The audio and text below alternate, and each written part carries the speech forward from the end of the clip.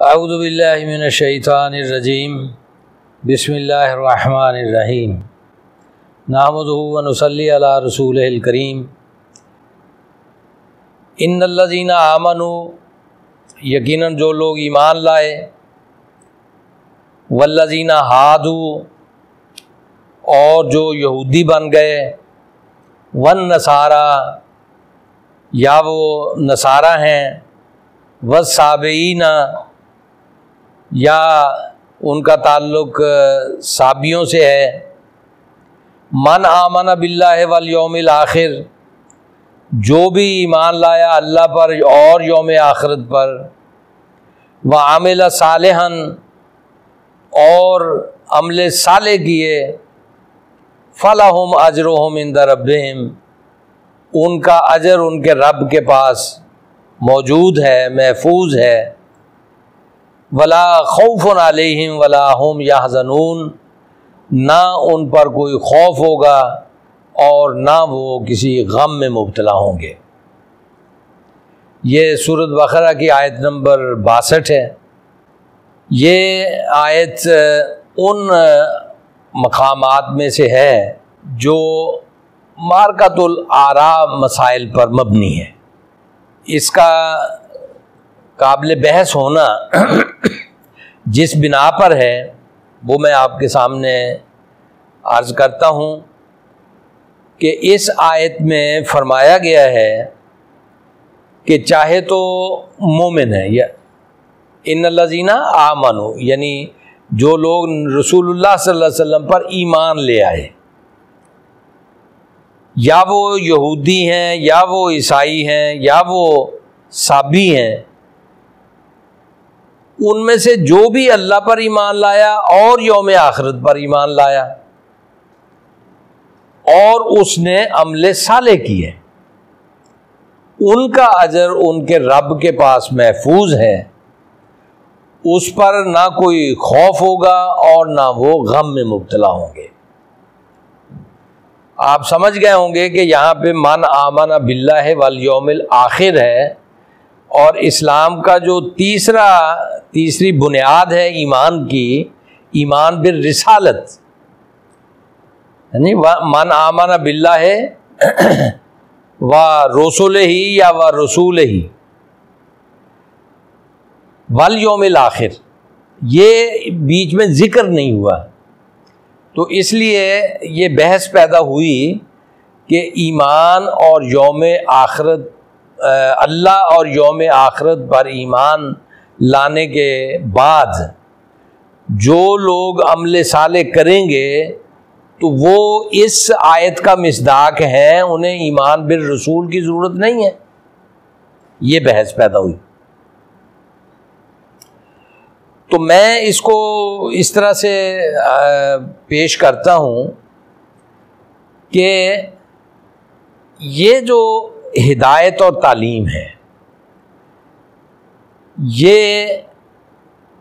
رضائے الہی کہہ لیں، کامیابی کہہ لیں، فلاح کہہ لیں، اور خوف اور غم سے نجات کہہ لیں، اس کے لیے عمل صالح کو بنیاد قرار دیتی ہے۔ من آمن باللہ والیوم الآخر وعمل صالحا، تو یہ آیت جو ہے بجائے خود یہ کہاں سے آئی ہے؟ یہ محمد الرسول اللہ صلی اللہ علیہ وسلم پر نازل ہوئی، اور حضور صلی اللہ علیہ وسلم نے اس کو ہمیں بتایا کہ یہ قرآن کی آیت ہے اور اللہ کا فرمان ہے، لہٰذا ایمان بالرسالت تو اس مجموعی طور پر اس تعلیم کے اندر موجود ہے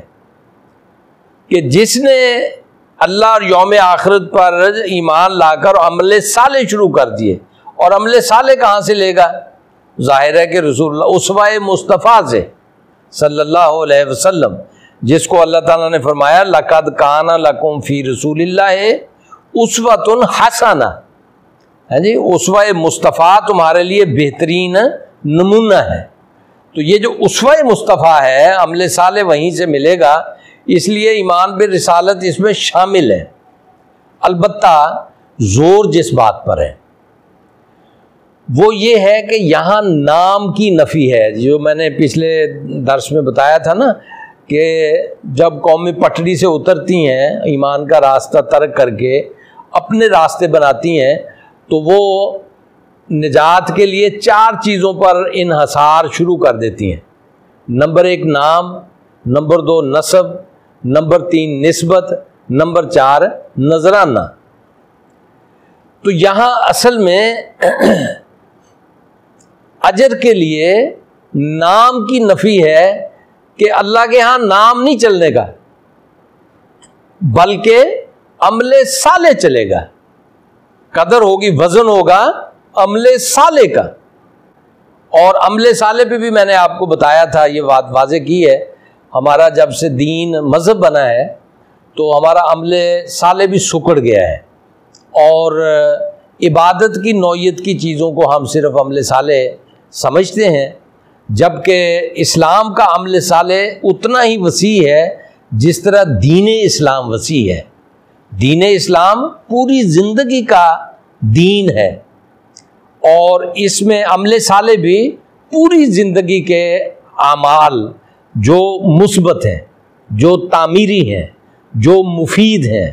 جو انسانیت کے لیے فائدے مند ہیں، وہ سارے کے سارے عمل صالح ہیں۔ خاص طور پہ وسائل حیات مہیا کرنا، اسباب زندگی پیدا کرنا، اور تحقیق اور تجربات کے ذریعے سے نئی نئی چیزیں ایجاد کرنا، جس سے بہت بڑی انسانیت کا بہت بڑا حصہ مستفیض ہوتا ہے، وہ عمل صالح ہے۔ یعنی اس کی تعریف اگر ایک جملے میں آپ سننا چاہیں تو انسانیت کے فائدے کا ہر عمل عمل صالح ہے۔ تو گویا جو اللہ اور آخرت پر ایمان لایا، اور یہ اللہ اور آخرت کا پر ایمان سکھایا کس نے ہے؟ رسول اللہ صلی اللہ علیہ وسلم نے سکھایا ہے۔ یعنی جو نبی اکرم صلی اللہ علیہ وسلم کی اس تعلیم کو سچا جان کر انسانیت کی فلاح کے لیے کام پہ لگ گیا تو اس کا اجر اللہ کے ہاں محفوظ ہے۔ وَإِذْ أَخَذْنَا مِيثَاقَكُمْ، اور جب ہم نے لیا تم سے میثاق، عہد، وَرَفَعْنَا فَوْقَكُمُ الطُّورَ، اور اٹھایا تم پر طور کو، خُذُوا مَا آتَيْنَاكُمْ بِقُوَّةٍ، خُذُوا پکڑو، مَا آتَيْنَاكُمْ جو ہم نے تمہیں دیا ہے، بِقُوَّةٍ مضبوطی کے ساتھ، وَاذْكُرُوا اور یاد رکھو، ما فی ہے جو کچھ اس کے اندر لکھا ہوا پایا جاتا ہے، لعلکم تتقون تاکہ تم ہلاکت سے بچ سکو، تاکہ تم پریشانیوں سے بچ سکو، تاکہ تم انتشار فکر و نظر سے بچ سکو، ہاں جی، تاکہ تم فساد اور تباہی اور بربادی کے راستوں پر چلنے سے بچ سکو۔ ہاں جی، قرآن مجید اور اللہ کی وحی اور اللہ کی تعلیم حضرت موسیٰ علیہ السلام کے ذریعے آئی ہو، یا حضرت عیسیٰ علیہ السلام کے ذریعے آئی ہو، یا جناب محمد الرسول اللہ صلی اللہ علیہ وسلم کے ذریعے آئی ہو، وہ اسی خوبی کی حامل ہے۔ انسانوں کو تباہی کے راستے سے بچاتی ہے، ہلاکت کے راستے سے بچاتی ہے، اختلاف اور انتشار کے راستے سے بچاتی ہے، اور انسانوں میں محبت پیدا کر دیتی ہے، اور ان کو قوی اور مضبوط بنا دیتی ہے، علم کا راستہ بتاتی ہے، جہالت کے راستوں سے بچاتی ہے۔ تو یہ بات حضرت موسیٰ علیہ السلام نے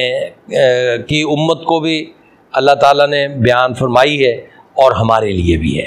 ثم تولیتم من بعد ذلک فلولا فضل اللہ علیکم ورحمتہ لکنتم من الخاسرین، اگر اللہ کا فضل اور اس کی رحمت تمہارے شامل حال نہ ہوتی تو کیا ہوتا؟ لکنتم من الخاسرین، تو تم خسارہ پانے والوں میں سے ہوتے، جی، تمہارا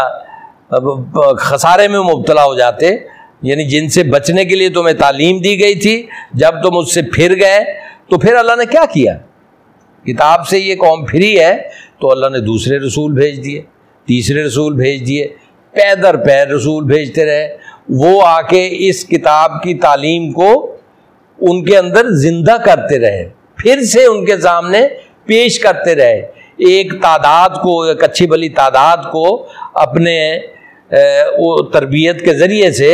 اپنے ساتھ ملانے میں کامیاب ہو گئے، جس کی وجہ سے قوم کا زوال رک گیا ہے جی، اور جو اس نے خسارے میں پڑنا تھا، پستی میں جا پڑنا تھا، اس سے اسے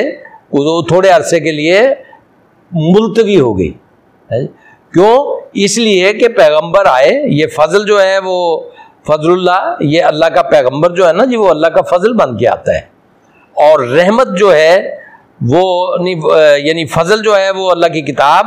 اور رحمت جو ہے وہ اللہ کا پیغمبر ہے جی۔ یہ کتاب اور پیغمبر یہ دونوں، اور اس کے نتیجے ہی میں جب پیغمبر کا ساتھ دیتی ہے قوم تو اللہ کے انعامات کی مستحق ہو جاتی ہے۔ جب کتاب اور وہ پیغمبر کا ساتھ کس طرح سے دیتی ہے کہ جو کتاب وہ لے کر آئے ہیں اس کتاب پر عمل پیرا ہو جاتی ہے، اس کتاب کی دعوت کو عام کرنے میں اس کے افراد اپنا مشغول ہو جاتے ہیں جی۔ تو یہ ہے اللہ کا فضل اور رحمت، اگر یہ نہ ہوتی تو پھر تم خسارے میں مبتلا ہوتے۔ اس میں کیا شک ہے کہ پیغمبر تشریف لاتے رہے بنی اسرائیل میں تو ان کے زوال کو روکتے رہے اور ان کی خوبیوں کو ان کے اندر بڑھاتے رہے، اور اس وجہ سے وہ قوم دنیا کی معزز قوموں میں شامل رہی۔ لیکن جب اپنی خامیوں کی وجہ سے پستی میں گری تو پھر اللہ نے پیغمبر بھیج دیا تاکہ اس کو پستیوں سے نکال کر بلندیوں کے راستے پر فائز کر دے۔ وآخر دعوانا ان الحمد للہ رب العالمین۔